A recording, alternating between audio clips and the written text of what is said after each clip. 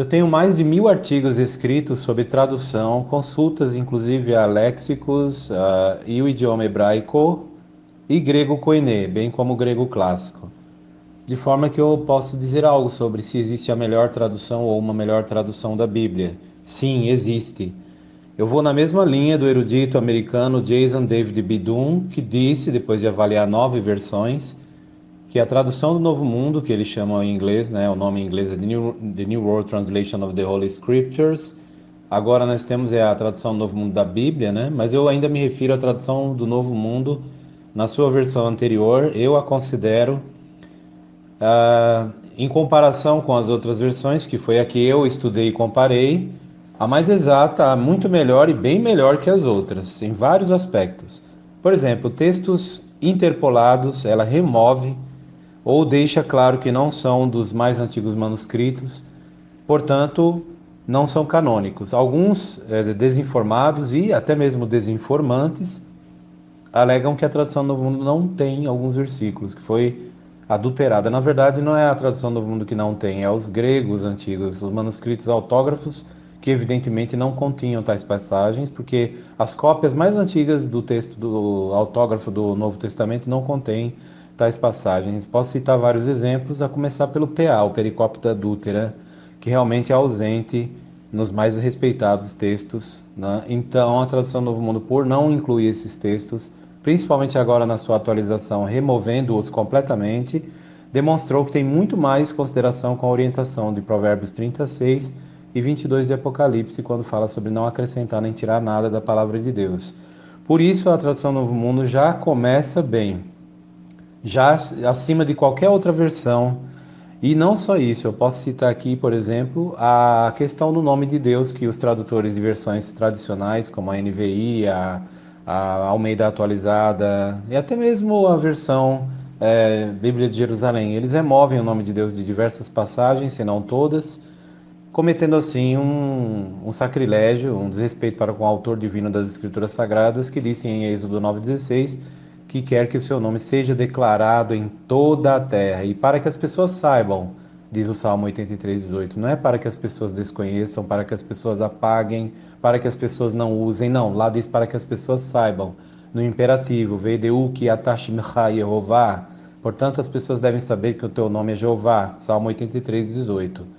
Esse segundo motivo, na verdade, na linha de importância, deve ser o primeiro, o maior motivo que torna a tradução do Novo Mundo bem superior às demais versões é a restauração do nome divino, não só na passagem do chamado Velho Testamento, como nos textos do chamado Novo Testamento, onde se fazem citações do VT e onde o nome aparece. Exemplo, Romanos 10,13, que fala: todo aquele que invocar, né, o nome de Jeová, diz a tradução do Novo Mundo, né, porque citava ali o apóstolo, o profeta Joel 2, né, que diz: Kol Eshel Ikra Beshem Jehová, todo aquele que invocar o nome de Jeová, Imalet, será salvo. Lá não diz o nome do Senhor, portanto, Paulo não usou a palavra Senhor nesse texto, mas evidentemente ele, como judeu, vamos acordar, né, vamos relembrar que ele era judeu e os judeus usavam o nome sem nenhuma restrição. Então, ele não era evangélico trinitário, ele era judeu. Os judeus eram monoteístas.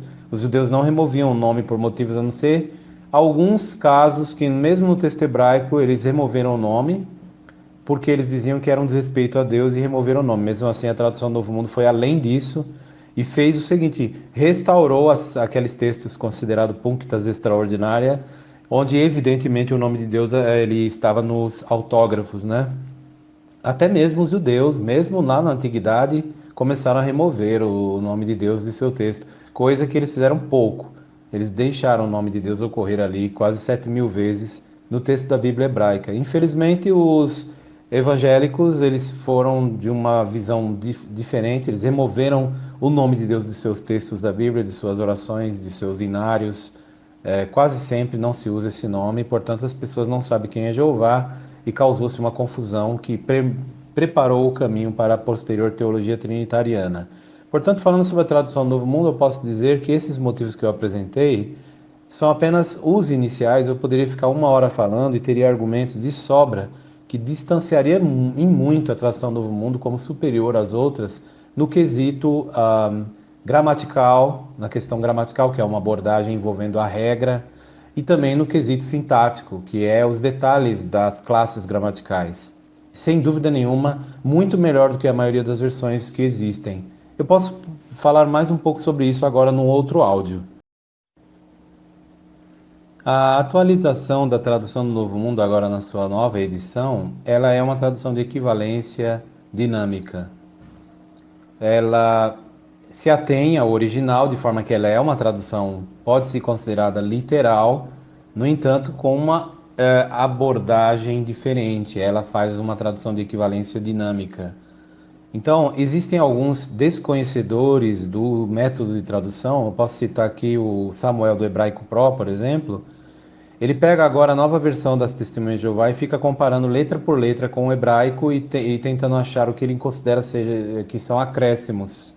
Isso é típico de quem é realmente desinformado, porque numa tradução de equivalência dinâmica você não tem uma tradução hiperliteral, como era quase o caso da versão anterior, que era uma tradução de equivalência formal, quase que palavra por palavra. Mas a versão agora que nós temos em mãos, ela simplesmente ela transmite a ideia presente no original, palavra por palavra. Ela não transmite uma paráfrase de forma alguma, mas a ideia presente no original.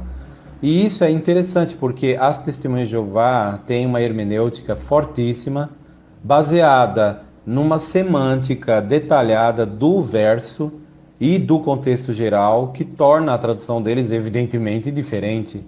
Porque se o cara ele não conhece a Bíblia, ele não tem muita informação detalhada, não tem aquele estudo, né? Porque o local de reunião das Testemunhas de Jeová, nós sabemos, é um local de estudo sistemático e profundo e agressivo, no sentido de pesquisar profundamente das Escrituras Sagradas. Então é lógico que a tradução produzida pelas Testemunhas de Jeová vai ser elaborada por feras da pesquisa bíblica. Não é como os cultos das igrejas barulhentas e de arrecadação da cristandade, que você não vê ali estudo, não vê aquela força, né, proveniente da leitura e da palavra de Deus com afinco. Tem, mas não tem como no Salão do Reino, é diferente. Você não vai ver muitos cultos, é lugar de emoção. Todo mundo cantando, orando, outros girando igual peão. Não vou generalizar também, mas dentro das Testemunhas de Jeová, a didática é altamente diferente. Não se compara. É o mesmo que você entrar numa escola estadual de periferia, onde o governo abandonou, e ver aquela algazarra, cada um fazendo como quer, e comparar com uma universidade lá na Inglaterra, britânica, uma coisa séria, austera, e que tem agora até um modo descolado de ver as coisas, as músicas lindas, feitas dentro de um padrão de comportamento. Então é assim, não se compara, gente. É realmente um fruto de um trabalho de um povo sério, a tradução da Bíblia usada pelas Testemunhas de Jeová. Se você se desprover do preconceito e for ler cada palavra usando de semântica avançada, você vai ver como realmente, em cada capítulo da Bíblia, eu diria que a pontuação, comparando com outras versões, seria muito maior. Há versões que, infelizmente, ainda abusam do solecismo, ou o que é isso? Erros, gente, erros gramaticais. Na verdade, dentro da esfera sintática, erros mesmo. Erros de concordância, solecismo em geral. Tradução do Novo Mundo já não foi negligente desse jeito. Tem outros problemas também, a tradução de termos, né? Tem Bíblias um pouco mais antigas que eles nem sequer traduziam, eles transliteravam palavras que não sabiam nem o significado. Depois, com o advento da internet, começaram a fazer revisões e, que nem a Almeida atualizada, já mudou cabeçalhos do Salmo, principalmente nos capítulos iniciais, onde eles transliteravam e colocavam palavras que todo mundo lia e diziam: o que é isso? Porque eram palavras em hebraico colocadas em caracteres latinos. Já antes, nos anos 50, a tradução do Novo Mundo já havia feito a tradução desses termos, porque é uma organização internacional com escopo nos Estados Unidos que gastava o dinheiro em prol de buscar o significado dessas palavras. Então é por isso que Jason David Bidun diz que ela é realmente muito melhor e consistentemente melhor que a maioria das 9 versões que ele avaliou.